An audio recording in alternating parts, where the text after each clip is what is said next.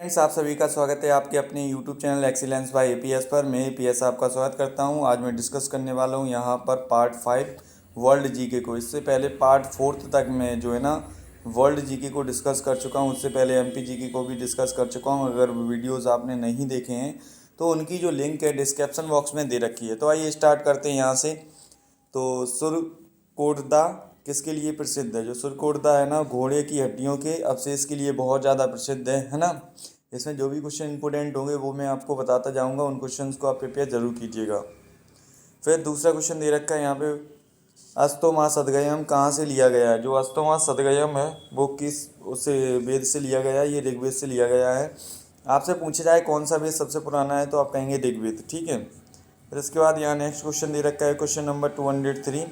इसे पूछा गया है स्याहबाद किस धर्म का मूल आधार था? तो स्याहबाद जो है ना किस धर्म का मूल आधार है? ये है जैन धर्म का, जो है ना जैन धर्म इसका सही आंसर है। नेक्स्ट, फिर इसके बाद यहाँ दे रखा है क्वेश्चन नंबर 204। इसको भी देख लीजिए। इसे पूछा गया है कि एलोरा में निर्मित प्रसिद्ध कैलाश मंदिर का निर्माण किस वंश शासकों ने करवाया था? तो इसका निर्माण है वो करवाया था राष्ट्रकूट वंश शासकों ने इसका निर्माण करवाया था। 205 के शासक ने गंगा एवं सोन नदियों के संगम पर पाटलिपुत्र नामक नगर की स्थापना की है? तो ये जो स्थापना की है वो की है उदयन ने की है। किसने की है? उदयन ने। फिर क्वेश्चन नंबर 206 दे रखा है, श्रीनगर की स्थापना किस शासक ने की है? श्रीनगर की स्थापना जो है ना अशोक ने की है। किसने की है? अशोक ने। क्वेश्चन नंबर 207, सातवाहन वंश की संस्थापक कौन है? सातवाहन वंश का संस्थापक कौन है? ये पूछा गया है आपसे। ये है सिमुक है। कौन है? सिमुक। सिमुक इसका सही आंसर है। क्वेश्चन नंबर 208 दे रखा है। इसमें पूछा गया है दिल्ली सल्तनत की स्थापना कब हुई है? तो दिल्ली सल्तनत की जो स्थापना है 1206 में हुई है। कब हुई है? 1206 में। 209, सैयद वंश की स्थापना किसने की है? तो सैयद वंश की जो स्थापना है खिलजी खान ने की है। किसने की है? खिलजी खान ने। नेक्स्ट क्वेश्चन यहाँ दे रखा है 210, किसने भारत के नए समुद्री मार्ग को खोजा था? तो समुद्री मार्ग को खोजने वाला व्यक्ति कौन था? ये था वास्को डी गामा। कौन था? Vasco D gamma. द्वैत शासन प्रणाली का प्रारंभ किस वर्ष हुआ? तो द्वैत शासन प्रणाली का जो है ना प्रारंभ हुआ था आपका 1765 में। ऑप्शन ए इसका सही आंसर है।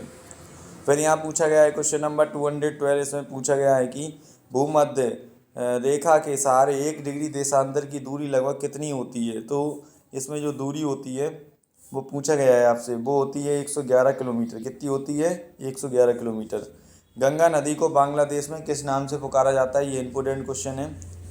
और इसे जो है ना पद्मा कहते हैं। क्या कहते हैं? गंगा नदी को पद्मा कहते हैं बांग्लादेश में, ठीक है। फिर यहाँ पे क्वेश्चन नंबर 214, अफ्रीका की मूलभूत जाति पिग्मी किस नदी घाटी में पाई जाती है? तो ये जो जाति है वो कांगो नदी के पास में पाई जाती है।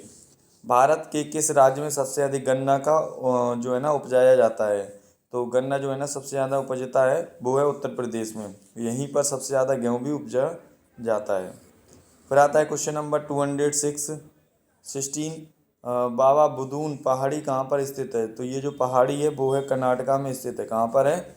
कर्नाटका में, ठीक है। सभी क्वेश्चंस को आप अच्छे से करते जाइए और ये क्वेश्चंस जो है ना आपके लिए इंपॉर्टेंट भी हैं और मैं बताता ही जा रहा हूँ। काफ़ी ज़्यादा क्वेश्चन इस बुक से रिपीट हो जाते हैं। जो सीरीज़ करवा रहा हूँ इसका पीडीएफ आपको व्हाट्सएप पे मिल जाएगा। डिस्क्रिप्शन बॉक्स में लिंक दे रखी है, वहाँ से आप ज्वाइन कर सकते हो। Shri Shakti express dot dot के बीच चलती है। तो श्री शक्ति एक्सप्रेस किसके बीच में चलती है? दिल्ली और कटरा के बीच में। अंतर्राष्ट्रीय न्यायालय का मुख्यालय कहाँ है? तो अंतर्राष्ट्रीय न्यायालय का जो मुख्यालय है वो द हैग में है, ठीक है।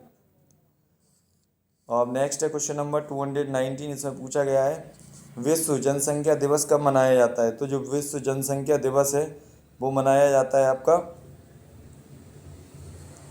विश्व जनसंख्या दिवस 11 जुलाई को मनाया जाता है। ये इंपॉर्टेंट क्वेश्चन है। क्वेश्चन नंबर 220, धन विधेयक को राज्यसभा में कितने दिनों तक रोक सकती है? ये जो विधेयक है वो राज्यसभा कितने दिनों तक रोक सकती है? 14 दिन तक। अगर जिसके बाद वो पास नहीं करती है तो वो अपने आप पास मान लिया जाता है। 221, हड़प्पा सभ्यता की ईंटों के निर्माण का अनुपात कितना होता था? इनकी जो ईंटों का निर्माण है 4:2:1 होता था। मृतकों का टीला हड़प्पा सभ्यता के किस पुरातन स्थल को कहा गया है? तो मृतकों का जो टीला है वो मोहनजोदड़ो को कहा गया है। किसको कहा गया है? मोहनजोदड़ो को। फिर यहाँ पे क्वेश्चन नंबर 223, इसमें पूछा गया है आर्य शब्द का शाब्दिक अर्थ क्या होता है? जो आर्य शब्द है उसका शाब्दिक अर्थ होता है श्रेष्ठ या फिर कुलीन। जैन धर्म का वास्तविक संस्थापक किसे माना जाता है? तो जो जैन धर्म है उसका वास्तविक जो संस्थापक है वो किसे माना जाता है? ये महावीर स्वामी को माना जाता है। ये 24वें तीर्थकर हुए। कौन हुए? 24वें तीर्थकर थे जैनियों के, ठीक है। यानी जैन तीर्थकर वो होती हैं जो धर्म का प्रचार करती हैं। क्वेश्चन नंबर यहाँ पे दे रखा है 225, भगवान बुद्ध को किस स्थान पर ज्ञान की प्राप्ति हुई थी? तो भगवान जो बुद्ध है उनको ज्ञान की प्राप्ति हुई थी बौद्ध गया में। बौद्ध गया इसका सही आंसर, इंपोर्टेंट हुई है। So learn now and right now. Question number 226, Maurya साम्राज्य की स्थापना किसने की थी? तो जो मौर्य साम्राज्य है उसकी स्थापना की थी चंद्रगुप्त मौर्य ने। किसने की थी? चंद्रगुप्त मौर्य ने।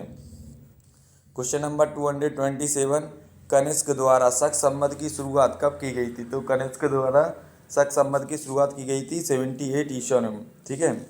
क्वेश्चन नंबर 228, सर्वाधिक सोने के सिक्के किस काल में चलाए गए? तो सर्वाधिक जो सोने के सिक्के हैं वो गुप्त काल में चलाए गए। कब चलाए गए? गुप्त काल में। क्वेश्चन नंबर 229, यूरोपीय भाषा में अनुवादित प्रथम भारतीय ग्रंथ कौन सा है? तो ये जो ग्रंथ है वो है आपका अभिज्ञान शकुंतलम। काफ़ी ज़्यादा पूछा जाता है। कुमार संभव किसकी कृति है? कमेंट सेक्शन में ज़रूर बताइए, है ना। क्वेश्चन नंबर 230, सती प्रथा का पहला उल्लेख कहाँ से मिलता है? जो सती प्रथा है उसका उल्लेख मिलता है एरड से। किससे? एरड से। फिर यहाँ क्वेश्चन नंबर 231 दे रखा है। इसमें पूछा गया है आपसे, चूना पत्थर की चट्टान कायांतर हो जाती हैं तब कौन सी चट्टानें जो है ना उनसे मिलकर बनती हैं? तो ये बनती हैं संगमरमर की चट्टानें। कौन सी? संगमरमर।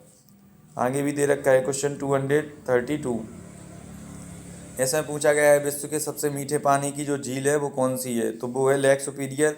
ये क्वेश्चन आपके एग्जाम में आ चुका है, ठीक है। फिर इसके बाद है आपका 233, निम्नलिखित में से कौन सा सबसे चमकदार ग्रह है? तो इसमें से जो चमकदार ग्रह है वो वीनस है आपका, है ना। ऑप्शन बी इसका सही आंसर है, जिसे हम पृथ्वी की बहन भी कहते हैं। शुक्र ग्रह को ही हम वीनस कहते हैं। नेक्स्ट क्वेश्चन नंबर 234, भारत और श्रीलंका के बीच कौन सी खाड़ी है? तो भारत और श्रीलंका के बीच में मन्नार की खाड़ी है। काफ़ी ज़्यादा इंपॉर्टेंट हो जाती है आपके एग्जाम के लिए। क्वेश्चन नंबर 235, बम्बई हाई क्या है? तो जो बम्बई हाई है वो एक्चुअल में है क्या? वो है तेल क्षेत्र है। क्या है? तेल क्षेत्र बोलते हैं उसको। क्वेश्चन नंबर 236 से पूछा गया है, भारतीय प्रमाणिक एवं ग्रीनविच के मध्य का जो अंतर समय पाया जाता है वो कितना है? ये है 5.5 घंटे। कितना है? 5.5 घंटे। क्वेश्चन नंबर 237, जमशेदपुर किस नदी के किनारे अवस्थित है? ये भी काफ़ी ज़्यादा इंपॉर्टेंट क्वेश्चन है, इसमें पूछा गया है आपके एग्ज़ाम में। तो ये जो जमशेदपुर किस नदी के किनारे अवस्थित है? तो ये जो स्थिति है इसकी वो है स्वर्ण रेखा एवं खरकई के बीच में। क्वेश्चन नंबर 238, बागल नागड़ा बांध किस नदी के ऊपर बनाया गया है? तो ये जो बांध है वो बनाया गया है सतलज नदी के ऊपर बनाया गया है। ऑप्शन जो डी है इसका सही आंसर है, बागल नागल बांध सतलज नदी पर बनाया गया है। 239, भारत की कुल जनसंख्या बिहार की जनसंख्या का कितना प्रतिशत है? तो भारत की जो कुल जनसंख्या है वो भारत की कुल जनसंख्या का कितना प्रतिशत है, ये पूछा गया है आपसे। ये जो है 8.58% है। भारत के किस राज्य में सर्वाधिक जनसंख्या घनत्व पाया जाता है? तो ये जो घनत्व पाया जाता है सबसे ज़्यादा वो है बिहार में। सबसे ज़्यादा जनसंख्या किस राज्य की है वो कमेंट सेक्शन में बताइए, और सबसे ज़्यादा क्षेत्रफल किस राज्य का है वो भी बताइए कमेंट सेक्शन में आंसर, ठीक है। क्वेश्चन नंबर 241, सैंधव्य निवासियों का प्रिय पशु निम्नलिखित में से कौन सा था? इनका जो प्रिय पशु था वो था आपका सांड। क्वेश्चन नंबर 243, नदी सूक्त किस वेद में है? तो जो नदी सूक्त है वो ऋग्वेद में है। ऑप्शन ए इसका सही आंसर है। फिर इसका नेक्स्ट दे रखा है क्वेश्चन नंबर 243, गौतम बुद्ध ने अपना सर्वप्रथम उपदेश कहाँ दिया था? तो जो गौतम बुद्ध हैं उन्होंने अपना सर्वप्रथम उपदेश सारनाथ में दिया था। कहाँ पे दिया था? सारनाथ में। क्वेश्चन नंबर 244, मुगल काल में सर्वाधिक प्रकार के रुपए की ढलाई किस शासनकाल में हुई? तो ये जो हुई थी अकबर के शासनकाल में सबसे ज़्यादा ढलाई हुई थी। फिर यहाँ आगे के क्वेश्चन भी दे रखे हैं। इनको भी देख लेते हैं।